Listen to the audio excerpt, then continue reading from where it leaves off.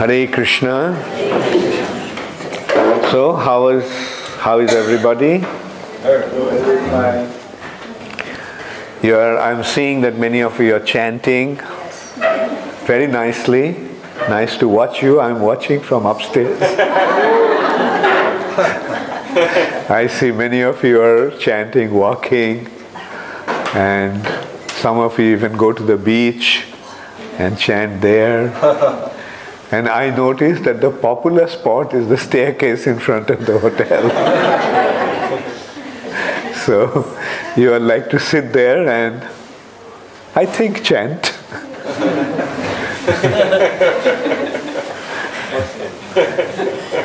Very good.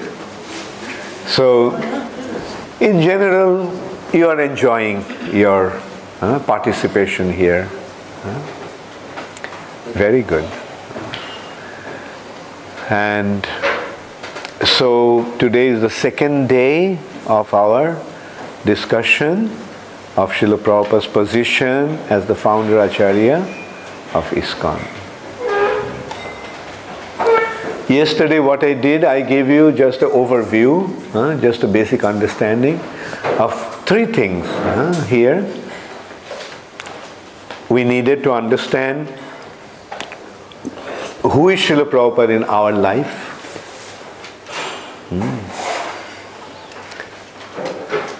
Isn't it clear? Is it clear? Who is Srila Prabhupada in our lives? We, the members of ISKCON.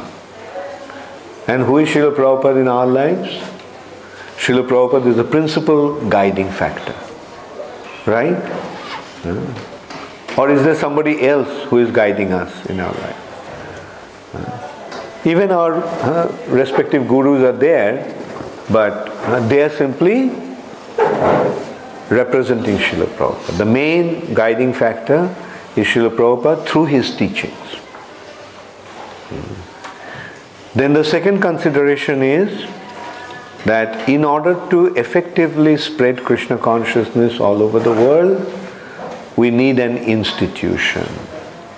Is that clear in your mind? Now if I ask you, well, why do you need an institution? So let the devotees carry on preaching and we don't need institution. Sometimes that point comes up actually. Some individuals say that, organized religion is bad. Institution means an organized structure. They say organized structure is bad. I mean, in some cases maybe, but in our case, this organized structure is essential.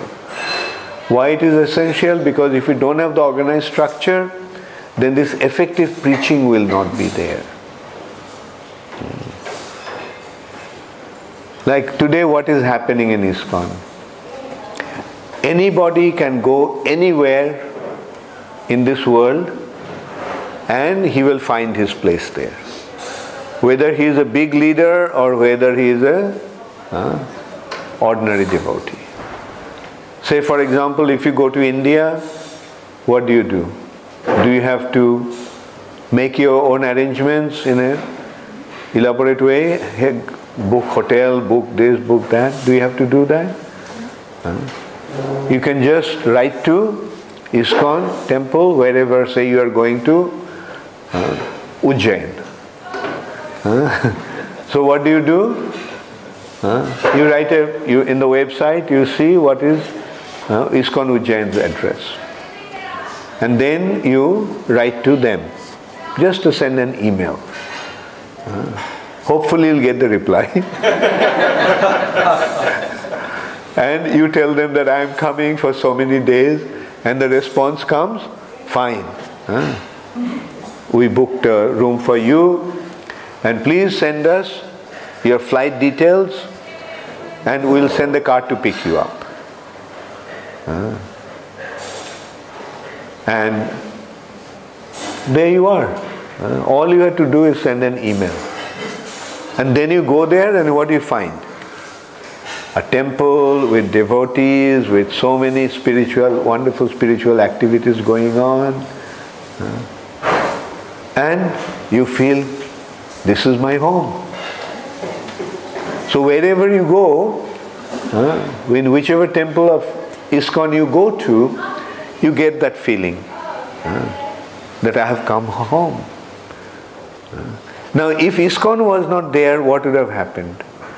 Could we have that same feeling? Could we have that same reception? No. So that's why, and now consider, somebody joins the movement.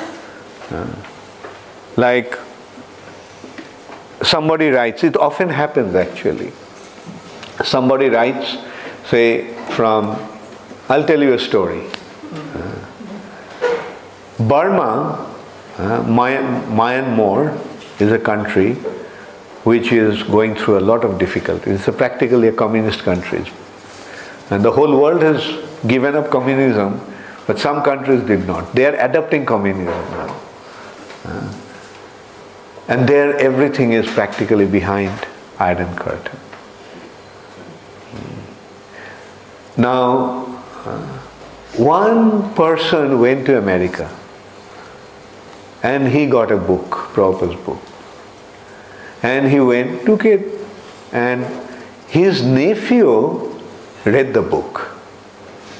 Oh yeah, like he wanted to learn English.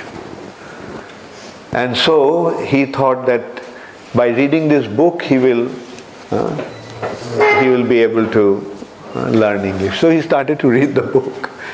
And which book it is? Bhagavad Gita. So he wanted to learn English, but he ended up learning the teachings of Srila Prabhupada.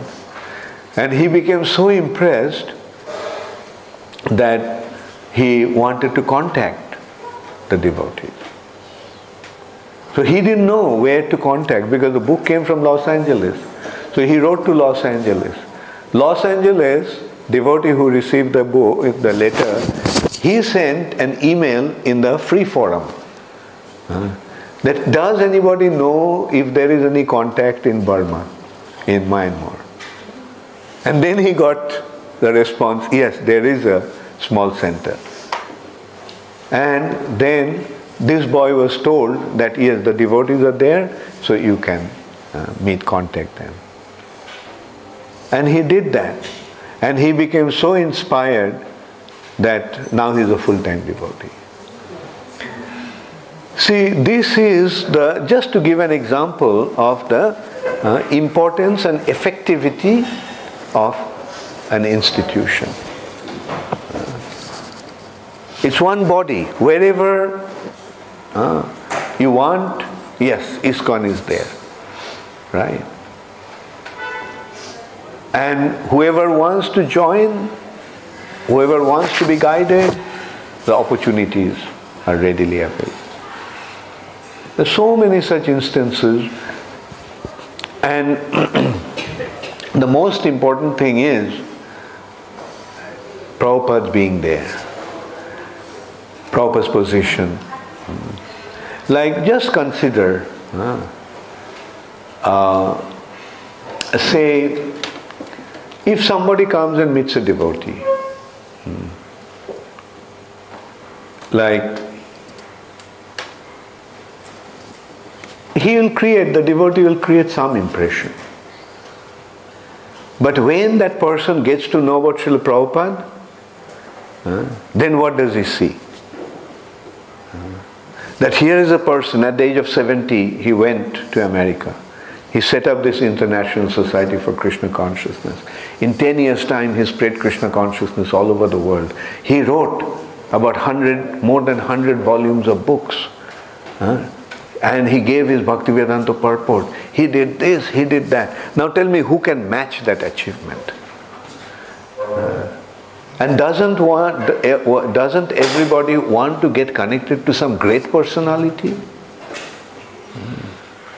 Like, just consider, if it is a choice between meeting the Pope and meeting Jesus, what will be the option? Natural option.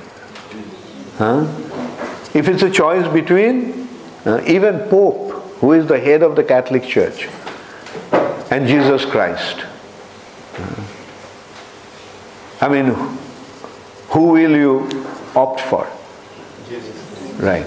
Now similarly, if it is a choice between meeting Bhakti Charu Swami and Srila Bhaktivedanta Swami Prabhupada, who will be a natural choice?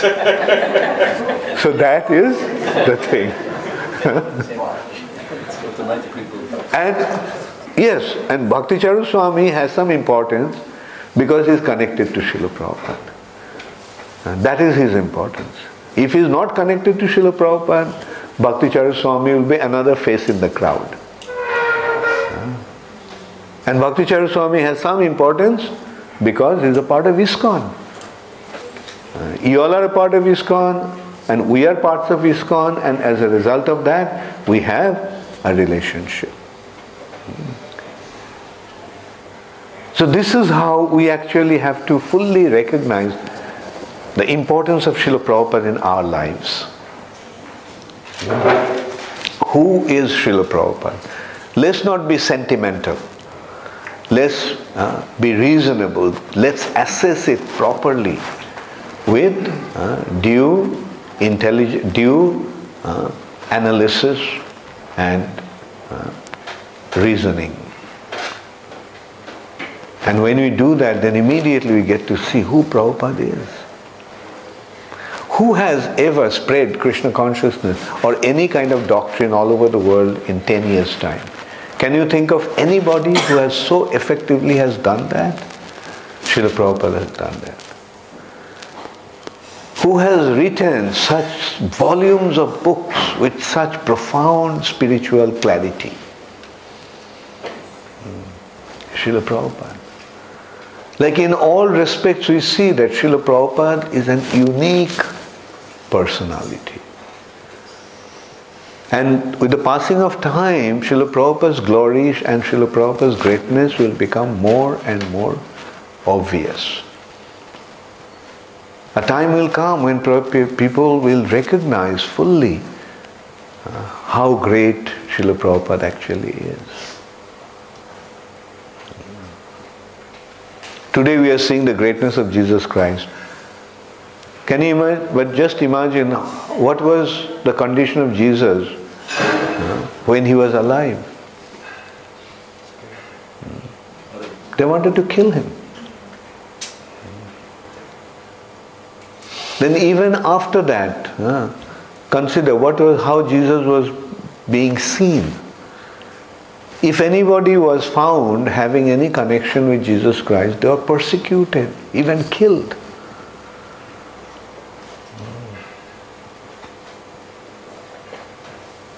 And it took 2000 years for the world to recognize Jesus the way they're recognizing him today. Give Srila Prabhupada 2000 years and you will see. So many people will come and go, but Srila Prabhupada's greatness will be shining forth. It's something like when you move away from a high mountain. When you're very close to a high mountain, you don't see the height of the mountain. You can't measure or you can't figure out the height of the mountain.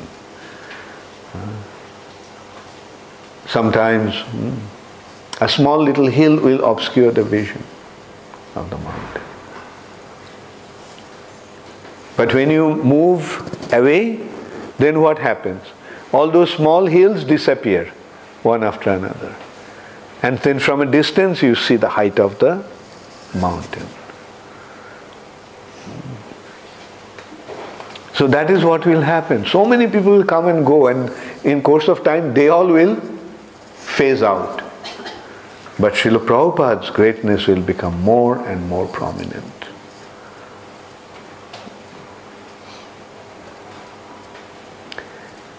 So that is these are the two main factors. One is recognizing Srila Prabhupada's position or Prabhupada's role in our lives. Who is Srila Prabhupada in our lives? Second is the importance of institution to spread the movement of Sri Chaitanya Mahaprabhu effectively throughout the world to the point of spreading it in every town and village. And the third thing is to hold the institution together. What does it take to hold this institution together for thousands of years to come? So these are the three main things that we discussed yesterday. Did you get a new battery? Still? They just changed the channel actually. Huh? They just changed the channel. I'll get a battery. No, that's all right. It's going on. It's the last. Sachimata, can you hear me? Okay. It's only going off once in a way. And yeah, when I stop, it goes off. Maybe I shouldn't stop. And have the AC on. Tell them to have the AC on. Okay, so now I'll go into the book. They started the AC. They started it. Oh.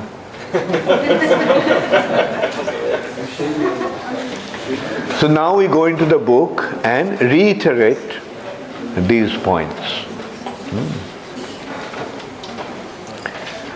So I mentioned yesterday that Ravindra Swarup Prabhu first, he himself actually mentioned that he wrote a few pages and first few pages, and then he was asked to elaborate on those points.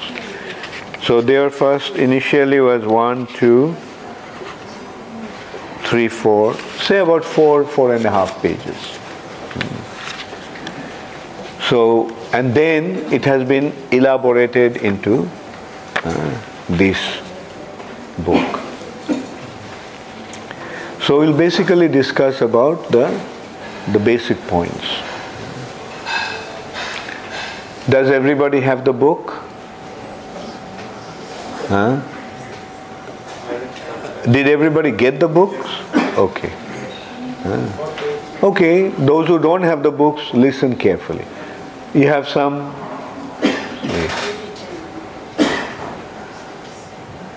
So, how many of you don't have the books? Let's see.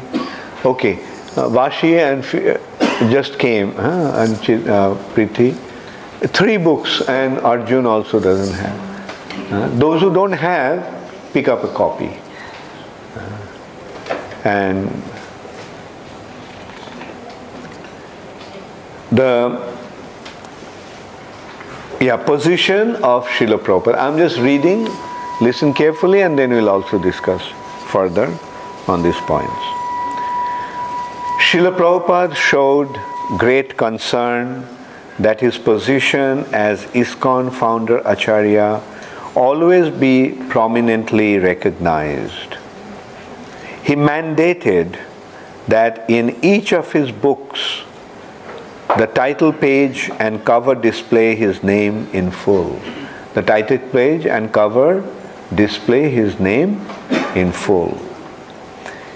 His Divine Grace, A.C. Bhakti Swami Prabhupada, founder Acharya of the International Society for Krishna Consciousness, placed immediately below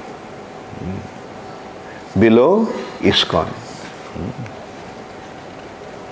Similarly, he ordered the founder Acharya, His Divine Grace A.C. Bhaktivedanta Swami Prabhupada, appear directly beneath International Society for Krishna Consciousness on all ISKCON official documents, letterhead, stationery, publications, and signage.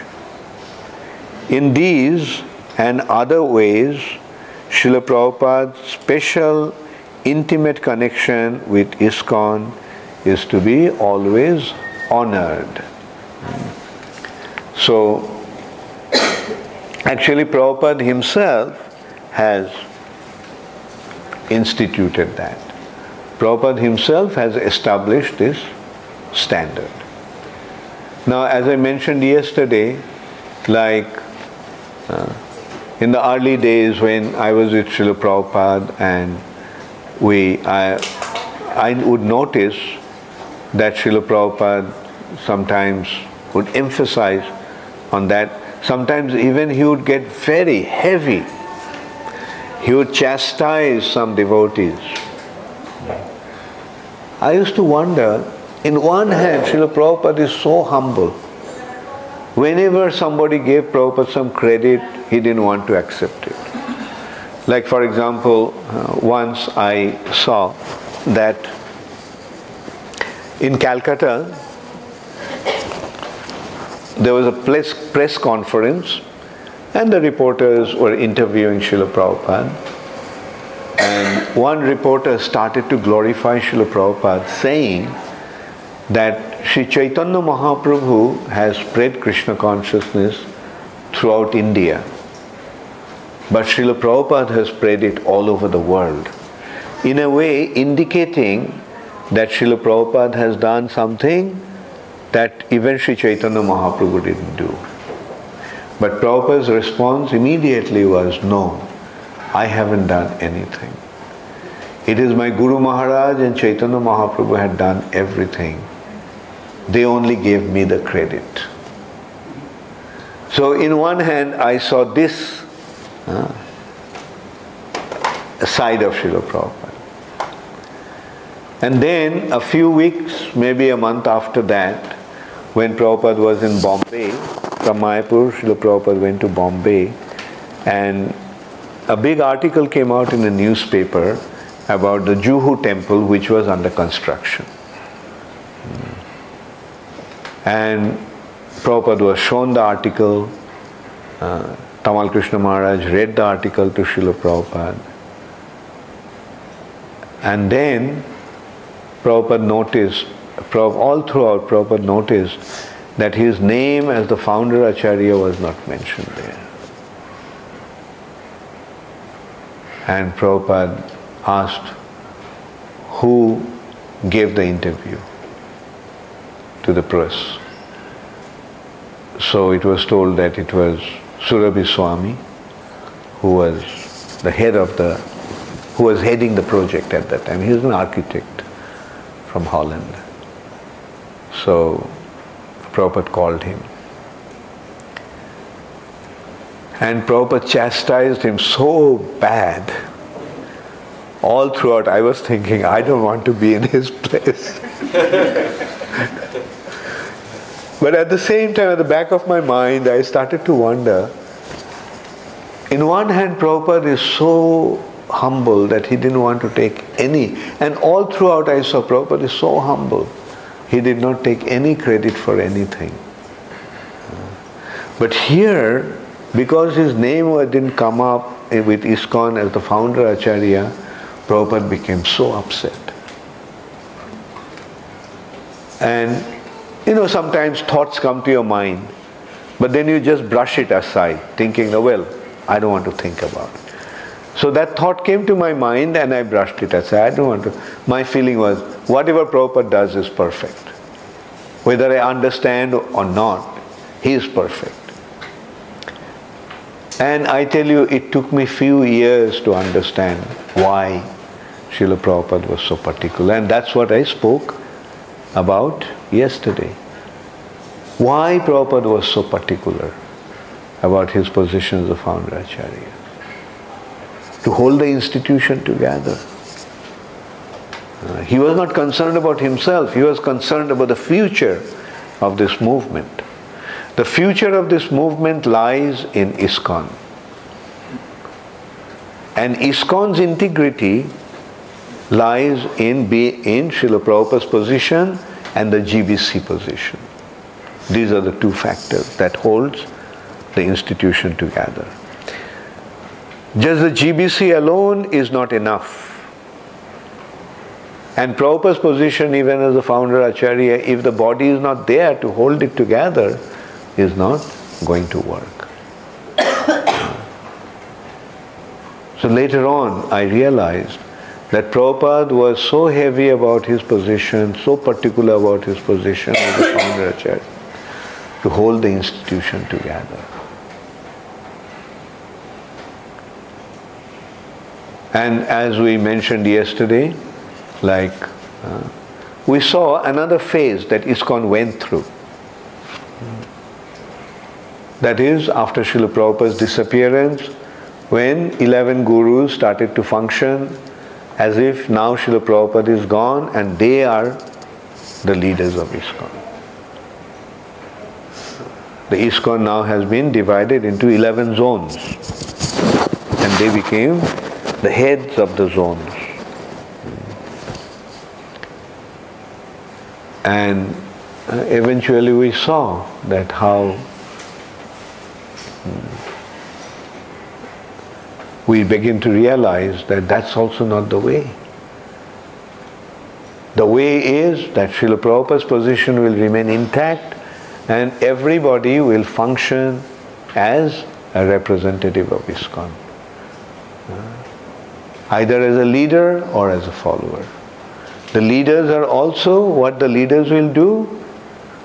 The leaders will transmit the teachings of Srila Prabhupada and bring the devotees within at the lotus feet of Srila Prabhupada.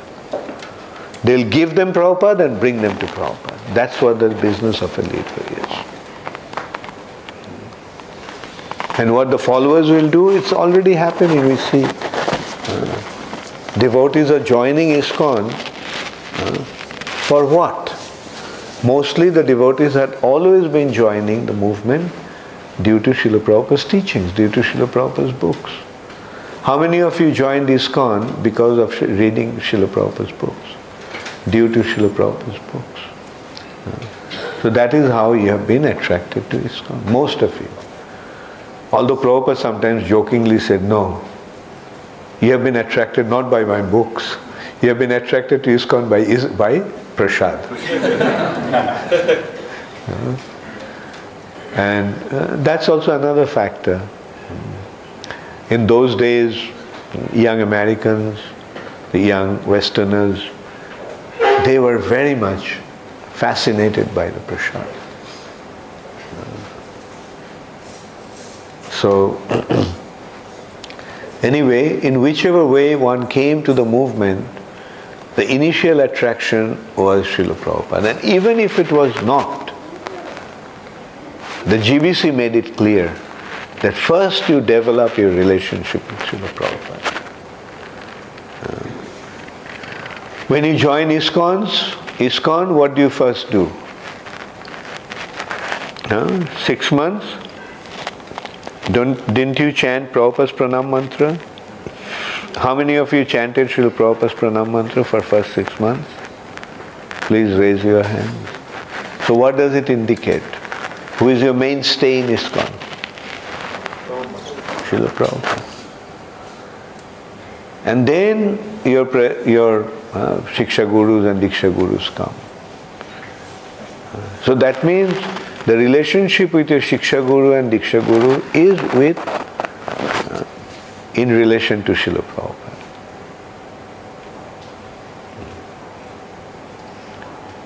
Some people may say, well, you are such fanatics.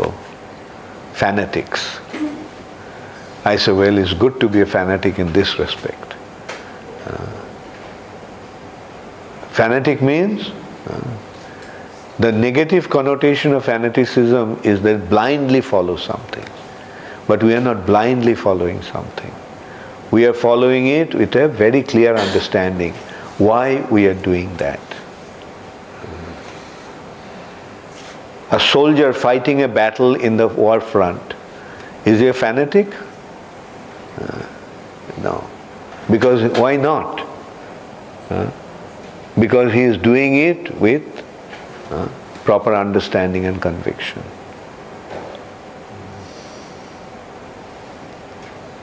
Is justified. That's the difference between a terrorist and a soldier. So the soldier is fighting with some genuine cause which is for the benefit of the world. But the terrorists, they are doing it by terrorizing people. They are trying to serve their purpose. So in ISKCON we are not fanatics. We are fighting for a cause.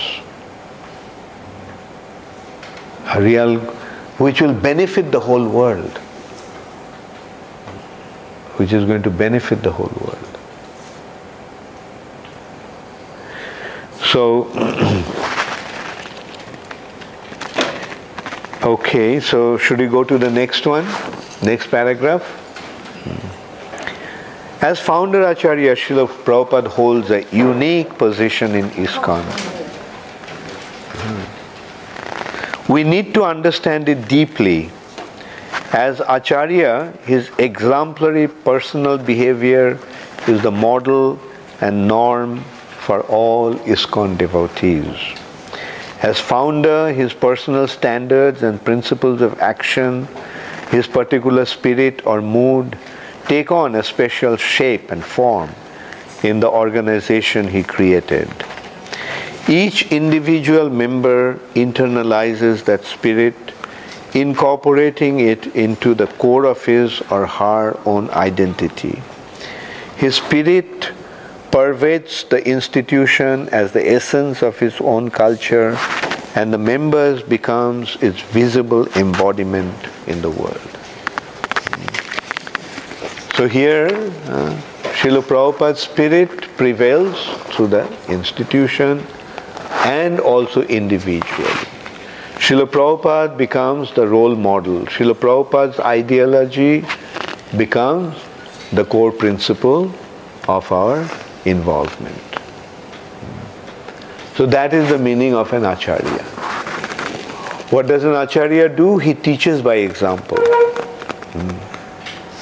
Acharati iti Acharya. He not only teaches, but he teaches with his own example. And Srila Prabhupada is the personality who is teaching everyone of ISKCON through his own ideology, which is non-different from Chaitanya Mahaprabhu's teachings. And everybody in ISKCON accepts that principle. It is everything in ISKCON has been standardized or established by Srila Prabhupada. Who established the standard? 16 rounds every day. Who established the standard? 4 regulative principles. Who established the standard? Mangalartik at 4:30. Although it's an exception here. Who established the principle that Bhagavatam class will be there? Whose Bhagavatam we are reading in the class? Whose Bhagavatam we will be reading for eternity? So in this way we can see ISKCON is actually the embodiment of Srila Prabhupada's ideology. And we are being indoctrinated by that. And as a result of that, we are actually becoming molded by Srila Prabhupada's ideology. Like wherever you go, ISKCON devotee means what? 4 regulative principles, chanting 16 rounds, chanting Hare Krishna Mahamantra, shaved head. Of course nowadays things are changing a little bit. But that is the basic standard. At least for boys, shaved head, tilak, kantimala. Wherever you go, ISKCON devotees have a common standard. The women wearing sari or gopi skirts or kurta Punjabi also, kurta pajama also chalta hai. So this is the standard, a common standard across the board, across ISKCON. Right? So this is how we see, like wherever you go, it's common standard. Like they sell franchise, not that it's something to follow, but like Starbucks coffee. Wherever you go, Starbucks has the same standard. And same with all these franchises. And Domino's Pizza or Pizza Hut, Dunkin's Donuts, everywhere has the same, presumably. I never took Dunkin's, nor did I take Starbucks coffee. But the common sense says that wherever you go is the same standard. Similarly, ISKCON devotees all over the world has the same standard. That is, the behavior is of the same type. And that is what Srila Prabhupada is doing as the founder Acharya. That is the meaning of Srila Prabhupada's role as the founder Acharya. He's the Acharya. He is teaching us everything. And we are molding ourselves according to his teaching.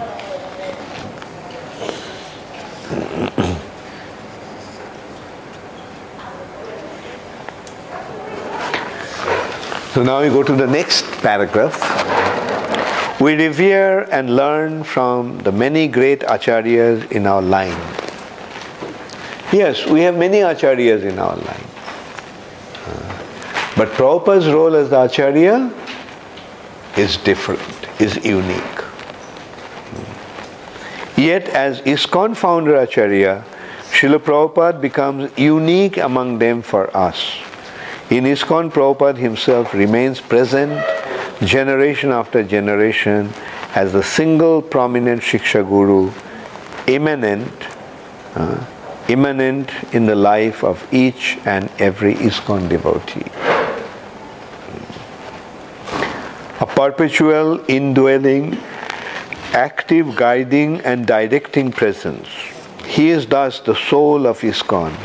As such, Srila Prabhupada himself continues to act effectively in this world so long as ISKCON continues as the coherent expression and unified instrument of his will. In this way, Srila Prabhupada remains the soul of ISKCON and ISKCON his body. So, there are many acharyas are there in our line, in our sampradaya. Now, did Srila Prabhupada create something new? No. Srila Prabhupada is continuing that line of Gauriya Vaishnava line.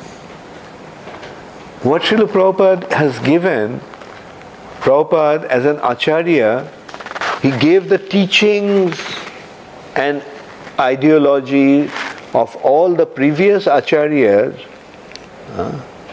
in a way that it becomes perfectly applicable for this time and space. That is what Prabhupada's unique contribution. Like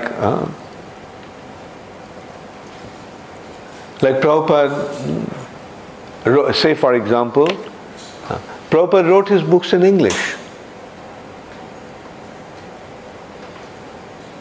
whereas the acharyas wrote their books in Sanskrit and Bengali. Previous acharyas. Now, if those books are presented in today's world, will anybody understand? Will anybody be able to? I mean, excepting some Bengalis who could read Bengali, rest of the world would have been deprived of it. So what Srila Prabhupada did, Prabhupada considered how to present it in today's context through English. And Prabhupada presented it in such a way that it becomes understandable and acceptable by everybody. Like for example, the standard previously was 64 rounds. Prabhupada brought it down to 16 rounds. If it was 64 rounds, how many of us would have been able to chant? I mean, even with 16 rounds we have difficulties. And 64 rounds means the whole day just chanting and chanting and chanting. But Prabhupada saw the need to go out and preach, go out and distribute books. So good amount of time is going to go out in that. So that's why Prabhupada brought it down to 16. With 16 you are pretty comfortable, aren't you? Or are you having difficulties? Very good. So 16 rounds. And then go do what? Go out and distribute books. Go out and preach. And then Prabhupada made arrangements like, okay, you are in China, you can offer Chinese food to Krishna. You are in Italy, you can offer Italian food to Krishna. So this is how Srila Prabhupada made it, presented the principles or the teachings of the previous Acharyas in a way that will be perfect in the modern day context.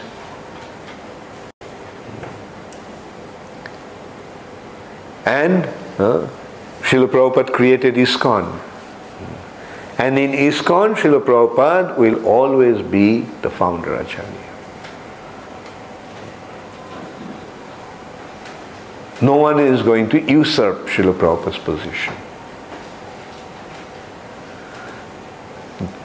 Although Prabhupada said that in course of time, an Acharya may manifest himself. But when you look at it, that somebody may become a very powerful preacher and so forth, but he will function within the structure of ISKCON. It's not that that person will now become the founder Acharya of ISKCON. No. As far as ISKCON is concerned, Prabhupada is the founder Acharya. Can anybody take that position? No. That position is exclusively reserved for Srila Prabhupada.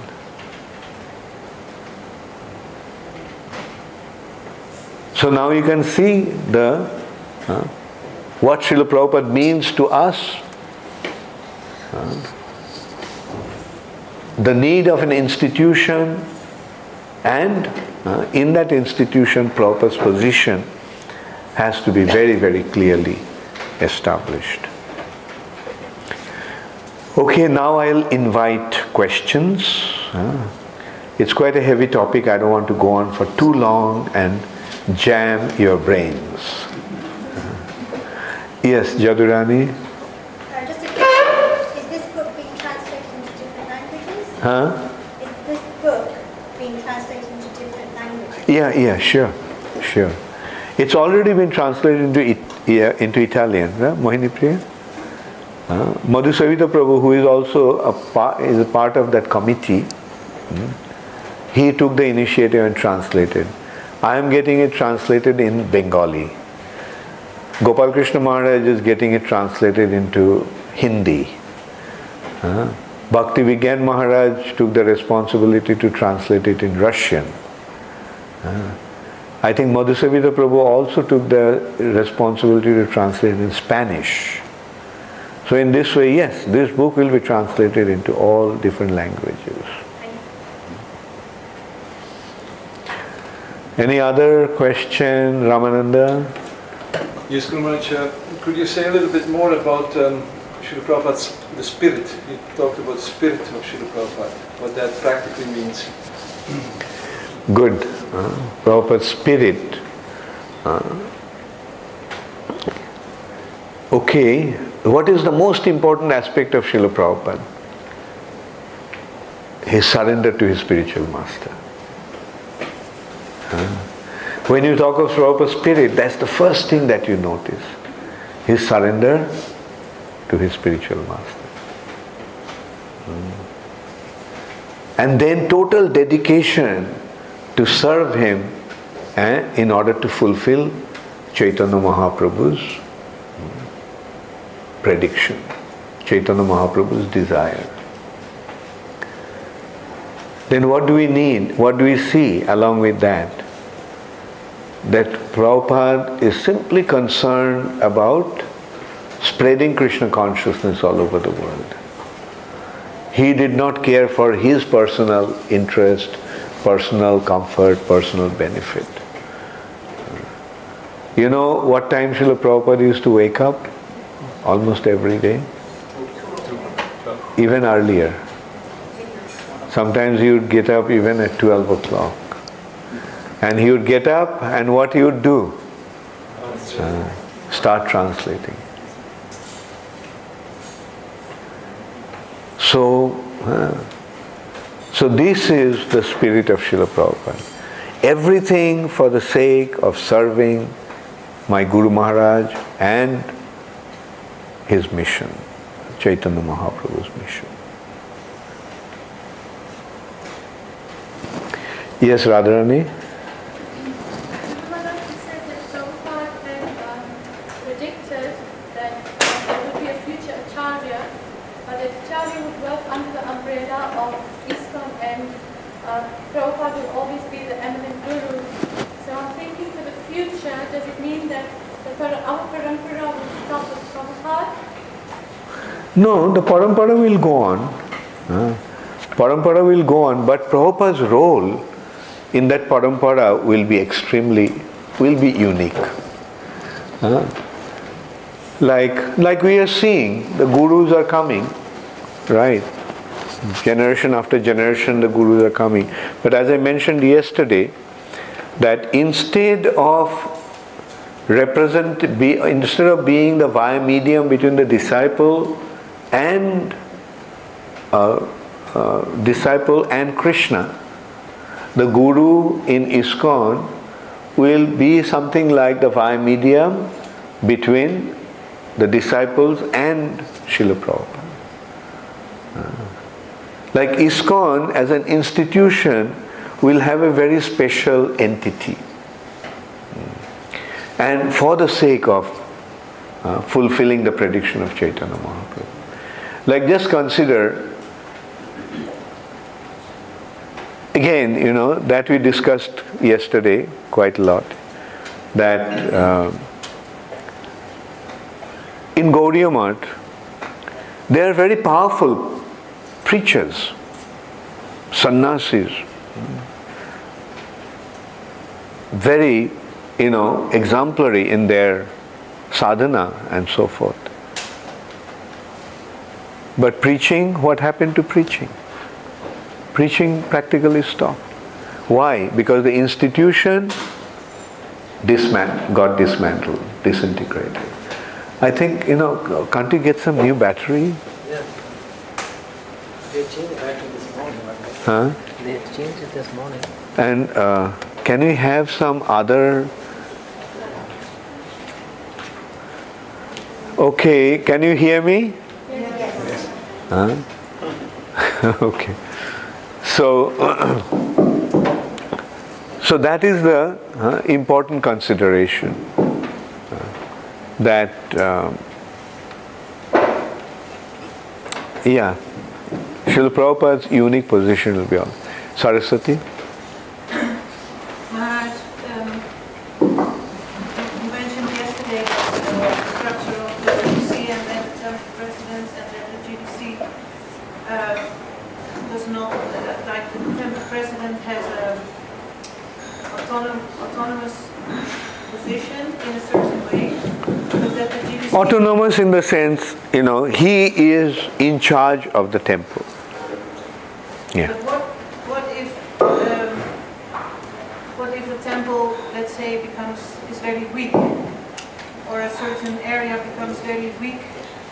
Does then the responsibility go back to the GDC for spreading Krishna consciousness in that area?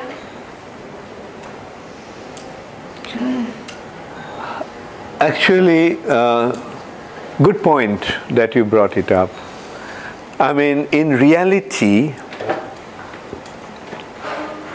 we are seeing that, the weakness that you're talking about, the weakness in the management of the temple. The temple president is not strong enough or competent enough to take the responsibility and push the temple forward and so forth. Then what happens? Therefore, we are getting some stopgap measures like temple council. One man is not capable of handling it. So collectively we are trying to, but that is not the ideal situation. Because ISKCON is going through a critical phase. That's why we are kind of falling into or compromising the standard. But I tell you, during Prabhupada's times, the temple presidents were very, very competent individuals. Prabhupada attracted so many competent devotees that those who are in leadership position, they're extremely qualified individuals. Actually, I remember even those days, in the mid-80s, or maybe even early 80s, not even mid-80s. Once Rameswar Swami, who was the GBC of different parts of America, he was telling us that, what's happening? Either give me the mic or stop tick-ticking.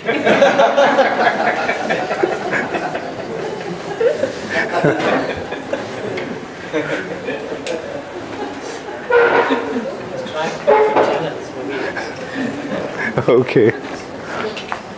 Hare Krishna. It's better. Thank you. Thank you.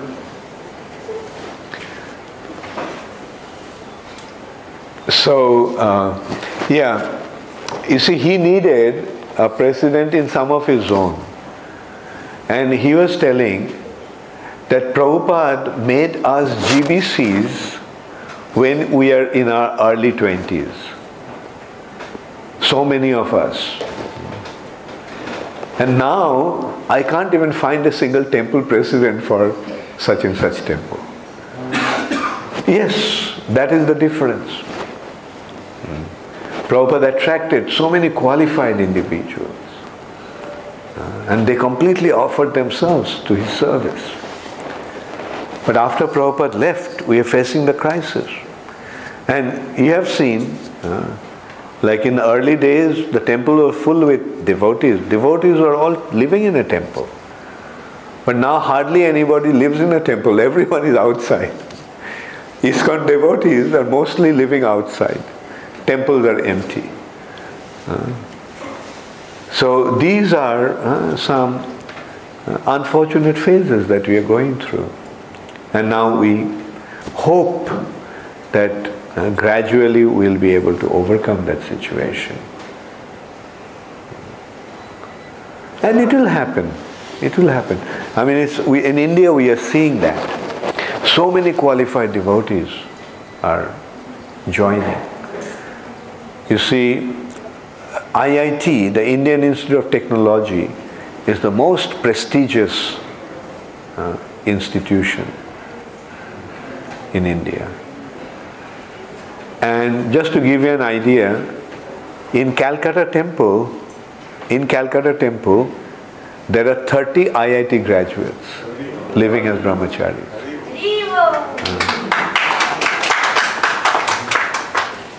And so this is how we are attracting. Now, these individuals, coming from such qualified background, when they, take up the responsibility, it will be another case scenario.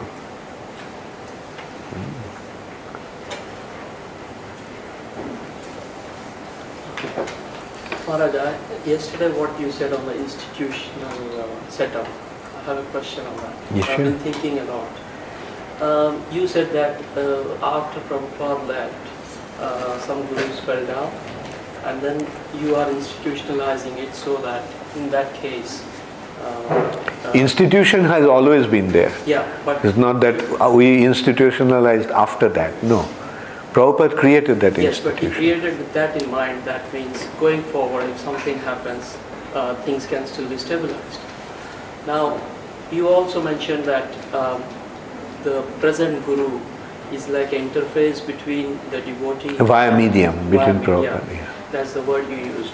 But I also think there's also a personal relationship between a devotee and a guru. So if, for example, in today's world, one of the guru falls down, well, by unfortunate means, how will ISKCON as an institution save that devotee from, withering away? Who, the one who fell down, or those who are following him? Let's say if I am the devotee and let's say somebody is a guru, and if guru falls down, it's not like a business where in Starbucks if one manager doesn't perform, you change him to another. Here it's a bit more personal and interpersonal. Good point. So how good point. Yes, very good point. So that's why, to avoid that possibility, the devotee's actual or main relationship should be with Srila Prabhupada.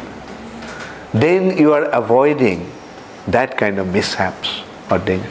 So I can't see your hand is there, so I want to see it. It's blocking the way. You get it? You see, if you develop a relationship with me only,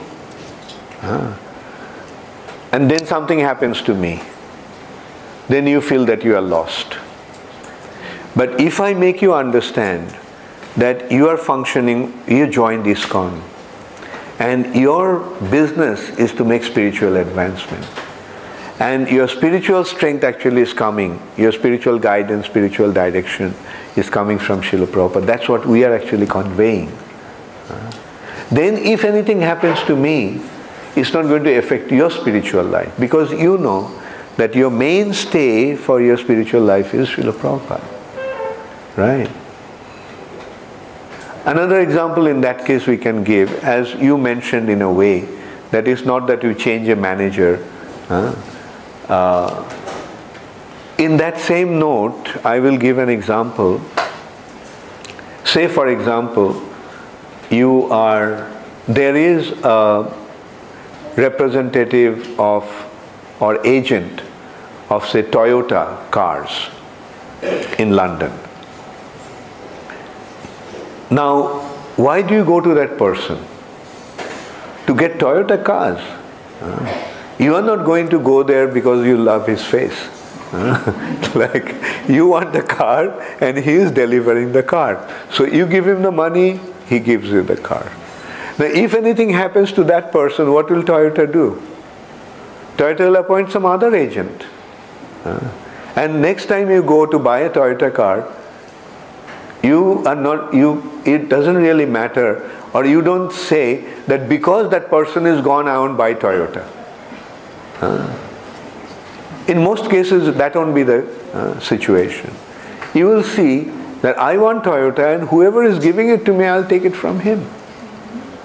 So similarly, we are here to get Krishna consciousness. Our main business is get Krishna consciousness. And whoever gives it, we will take it from him. If I say, because he is gone, I will give up Krishna consciousness, that will be a very foolish decision. And many people have done that because of lack of understanding and education. We don't want that to happen again. Therefore, we are trying to educate our devotees. Become educated. Try to find out why you are here. All right?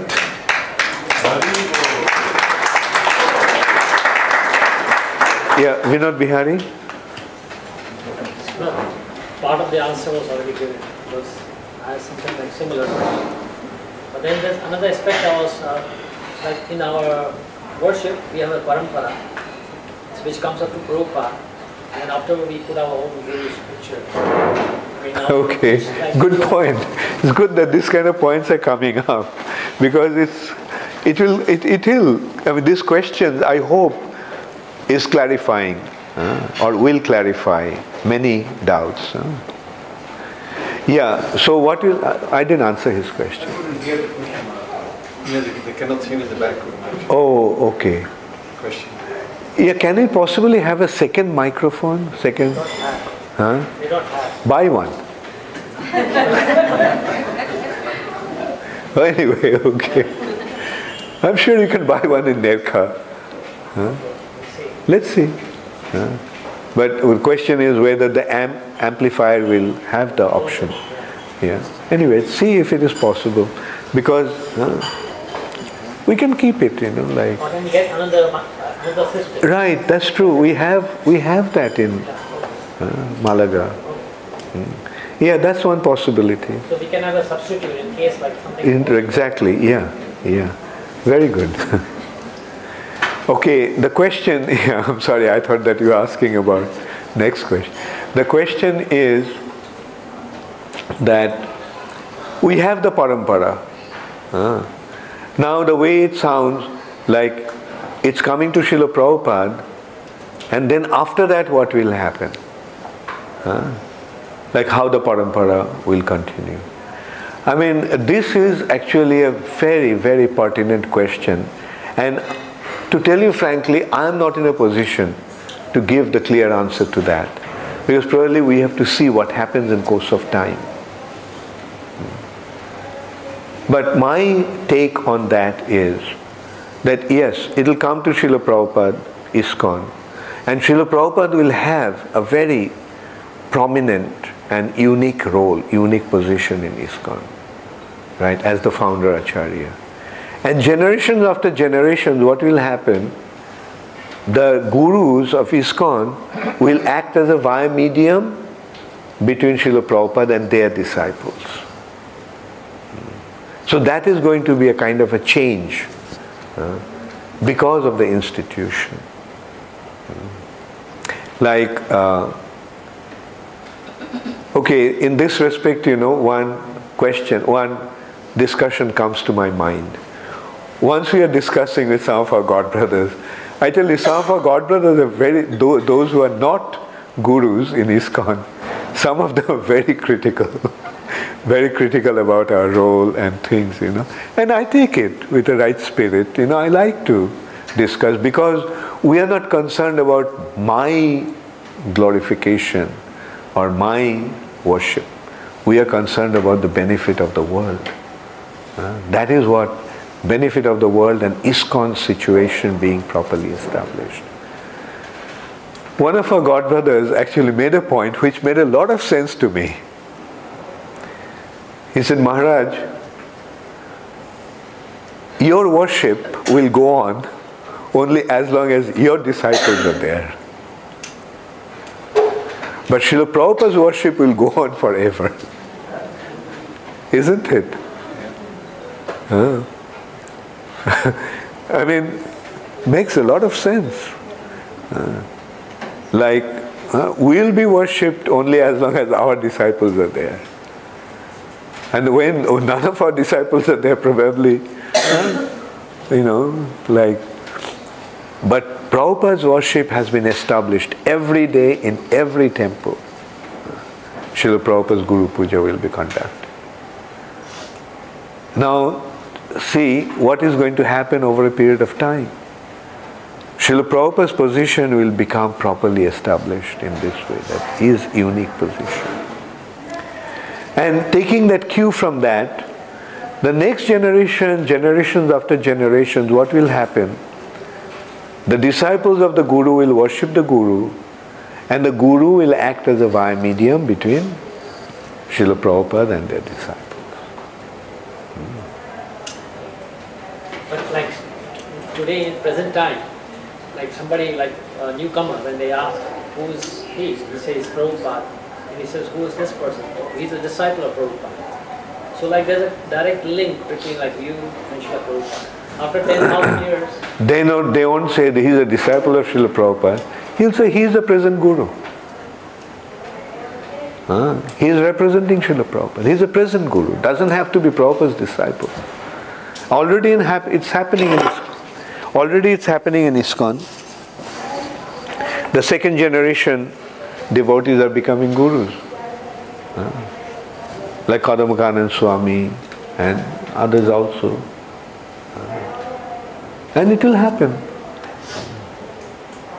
So this is how the disciplic succession will continue. But in this context of ISKCON. And as I said, like that's the difference between having my ashram as a guru and being a part of ISKCON and representing ISKCON as a guru. There's an obvious difference.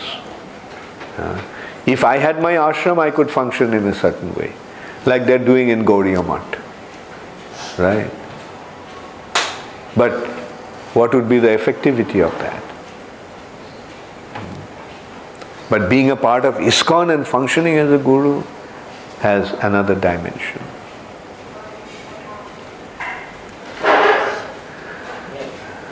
Okay. Actually, I have some articles which comes in the social networks. I would like to read out if you don't mind. It's about achievements of Srila. Take the microphone.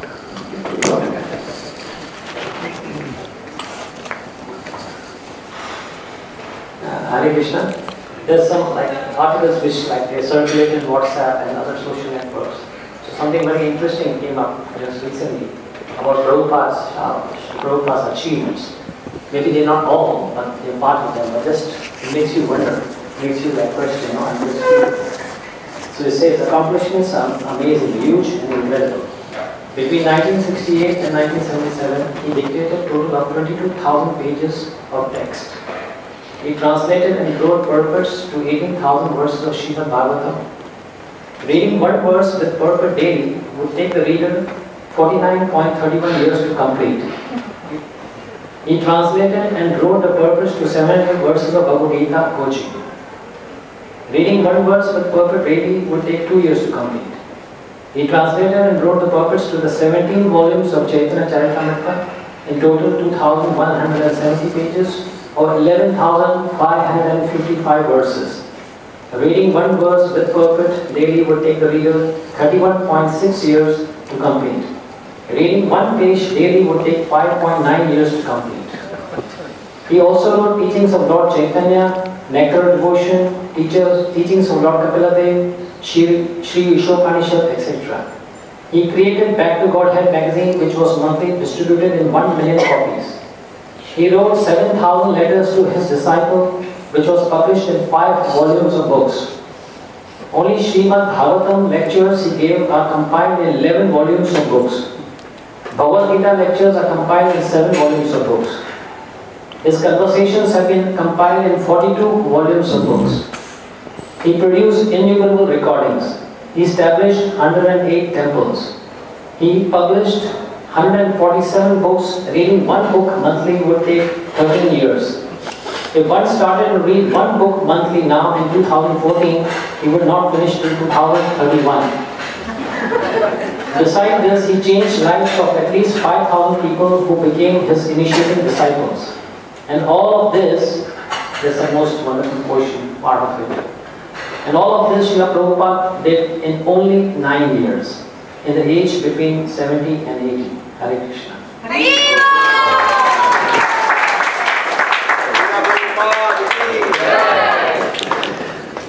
So here we are. How could he do that? How could anyone do that? Did anyone ever do that? No. And here lies the real glory and greatness of Srila Prabhupada. Okay, I'll suggest the organizers, you are one of them, print it out and give it to everybody. Give everybody a copy. Thank you. So you have, Ananda? Yeah, my next question was very related to this, because it was a nice sharing. Oh.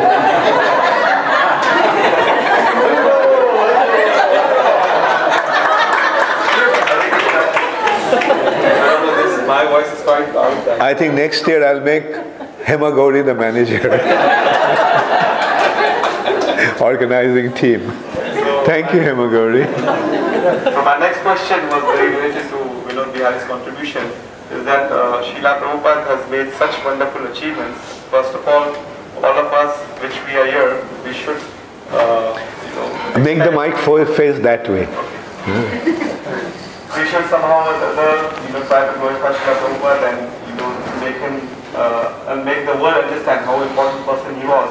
And my question was to Guru Maharaj, people who have done not even 10% of the achievements what Srila Prabhupada did, and they're published in all types of newspapers, magazines, TVs, televisions. Why is that Srila Prabhupada till today, I mean, of course in ISKCON temples and levels we have seen that he is glorified and worshipped, but still to many strangers, I mean, he is not that famous, you could say. So, like, what is the reason and what can we do about increasing the glory of the Prabhupada? Okay, good point. In the world where everyone is running after sense gratification, if somebody comes and says, give up your sense gratification, do you think he'll become very popular? And that's what is happening. In this world, everyone wants sense gratification. You promote sense gratification, they'll glorify you. But you go and tell them that give up your sense gratification and become serious about your spiritual life. They'll say, we don't want to have anything to do with it. Chaitanya Charitamrita actually makes a point like that. He says, just as owls don't see the light of the sun, in the world which is infested with owls, the greatness of the glorious achievement of Srila Prabhupada, which is like the brilliant as the sun, will not be recognized. Will not. Can an owl see the light of the sun? No. Similarly, these people are not able to recognize the greatness of Srila Prabhupada. But doesn't matter, it's happening. Does the sun wait for the approval or acceptance of the owl? The sun comes up and the whole world sees the sun. Those who have eyes can see the sun and benefit from that. And it's happening. ISKCON movement is growing. Maybe today, mostly they're householders, but it's happening. They're coming forward. And ISKCON will embark in another situation where many devotees will commit themselves fully. It's happening, and that's why you see, like, we have to actually emphasize our activities among the youth, because they are the ones, those who carry the ball and run. Householders cannot run. They're already stuck. But therefore we need brahmacharis and brahmacharinis. Mainly brahmacharis. Prabhupada said that there is one problem that I haven't been able to solve. I want all my boys to become brahmacharis, and I want all our girls to get married. So let the girls get married, but let the boys commit themselves. Srila Prabhupada told me during my early encounters with Srila Prabhupada, Prabhupada just gave me a very clear instruction. Offer this life to Krishna. And eventually, you know what Prabhupada said? Offer this life to Krishna and don't get involved with any woman. And he explained how getting involved, getting married, you don't really have that freedom to be completely commit yourself. So I hope that our phase is also coming when young boys and young boys will commit themselves fully and our temples will become full. Like during Prabhupada's times, our temples are full of brahmacharis. But now, just see, I am the only saffron here. Anyway, then you'll have to embark into another phase and put on a saffron.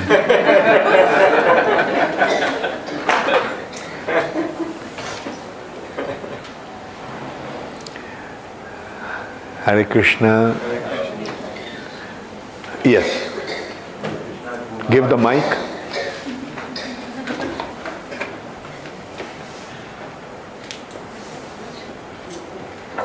Hare Krishna, Guru Maharaj. I'd like to know if there is a possibility for devotees outside of ISKCON to join ISKCON devotees for the purpose of preaching, say, for example, for Good. Okay. or something like this. Yeah, it is possible. ISKCON has a resolution that anyone, irrespective of which sampradaya, which temple, which guru is coming, if he accepts Srila Prabhupada as the founder Acharya, and if he accepts the GBC as the ultimate managing authority, then he can become a part of ISKCON. One can join ISKCON no matter whoever he is. If he accepts Srila Prabhupada as the founder Acharya and the GBC body as the ultimate managing authority. Even if he stays in his mat? Even if he stays in his Gaudiya mat, for example? Yeah, even Gaudiya mat, they can join. It happened, there are some members out there. Because I heard in Radhadesh there was a meeting who forbid some kind of this, to the devotees from Gaudiya mat to join ISKCON for the Harinam, for example. Yeah, main thing is that, you see, they have to accept the institution, be a part of the institution. If they come to take devotees away from ISKCON, then we say, Hare Krishna, Dandavat.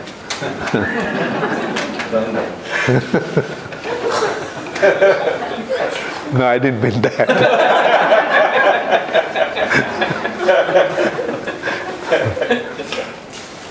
Okay. Thank you all very much. Is there any more question? Yes? Take the mic.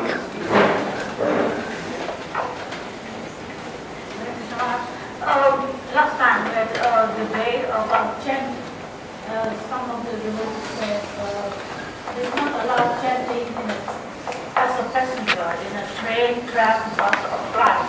What happened? I couldn't get that. About chanting? Chanting? Yeah, as a passenger in a car, train, flight or something. Is that allowed or not allowed? Chanting everywhere. Chanting in the plane. No, there against chanting. Chanting in the plane. As a passenger, you're not allowed to discussing. Well, if they have restrictions, then we don't break it. I mean, what do you mean? Like, we are saying that we shouldn't chant in the plane? No, the devotee was saying, as a sample, there's a passenger, I'm a passenger, there's a driver. He wants to drive from here to there, and I'm chanting. And then God is saying, no chant in the car, because he's driving or he's driving. Oh, while he is driving, he should chant. Yeah. In his beads. In one mind beat, but not chanting. Or I'm sitting in a bus, in a chair, and there's lots of people, I'm not supposed to chant. Why not? I'm saying, I'm chanting. Who said no? Some of the devotees. Who is that devotee? Anyway, it's not ISKCON policy. We don't have a policy like that. That when you're driving in a bus, you can't chant. Even as a passenger. I mean, if others don't feel disturbed, that is another thing. If others feel disturbed, then you don't, create a scene. But chanting means loudly or in japa? Why not? We should chant all the time. Only when you are driving, then you don't chant.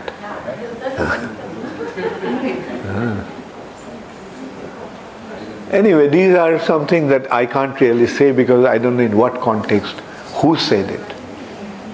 Right? Okay, Ramananda? Yes, Guru Maharaj, yesterday you explained that Srila Prabhupada is the spiritual authority in ISKCON. And then we saw that he made a member of the GBC himself. So how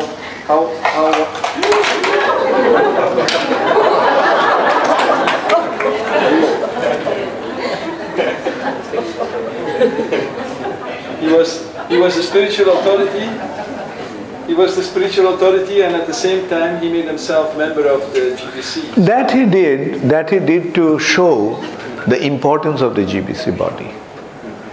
But although Srila Prabhupada himself placed himself as a member of the GBC body, but everybody in the GBC knew that Prabhupada is Prabhupada. Okay. Right? Yes. And for example, I was still thinking about GBC position and all these things like we discussed yesterday. Can a GBC secretary, for example, say, you, because some things are not working, you cannot make spiritual advancement. You don't make spiritual advancement now. Can he say that? You don't make spiritual advancement? Yeah, you because he is upset or whatever, can he say... I mean, GBCs have to be really in Maya to say something like that. Okay. Anyway, I mean, don't bring this, this controversy, like it's difficult for me to answer. Like I'll tell you why, how it's difficult, because due to time, place and circumstances, people may say something, and it's very difficult to hear from a grave through somebody else and then give a judgment. I'll give you an example. I was in one temple. One devotee asked, can we stop, is it all right that somebody asked me to stop chanting? Then I naturally said, no, I mean, how can anybody ever ask you not to chant? But then I found out what actually happened in the middle of the night, 2 o'clock, when everybody is fast asleep. He is chanting in the middle of the thing by the pitch of his voice. So the devotees said, please, chant somewhere else. Not here, like everybody is sleeping. And we worked through the day and, like we need some good rest. Now, you see, that was the real scenario. But he came and presented as if somebody told him not to chant.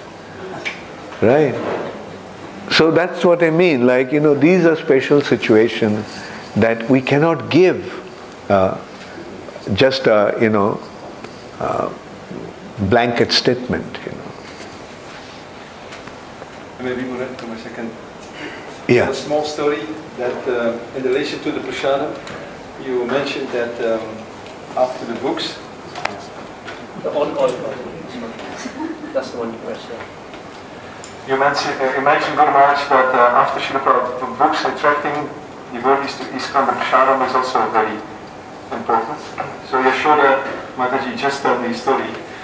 She was recently coming to Radhadesh and she was preaching to a man, and her husband just told her that actually he was a little bit drunk afterwards. But anyway, she tried to preach him, and then he was not responding very nice. So she was trying all kinds of things, and finally she took him to the tent where they served prasadam. And she was thinking, I'm at least going to make him take prasadam. So then he didn't want. He said, he was a French-speaking man, and he refused to take prasadam. But he kept sitting there. And then she took her soup, and then she turned, and behind her back, he took a spoon of her soup. And then when he did that, he said in French, merde. Merde means actually stew. It means actually stew. So in French they say like that, merde, So he was upset. So then Yashoda Priya, she said, what? These people try to make such nice prasadam, and so many people in ISKCON, in the world, they don't have food. You out.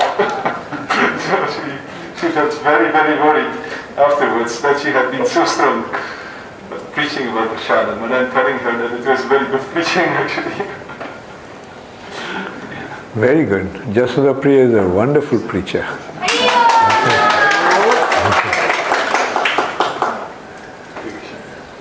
Thank you.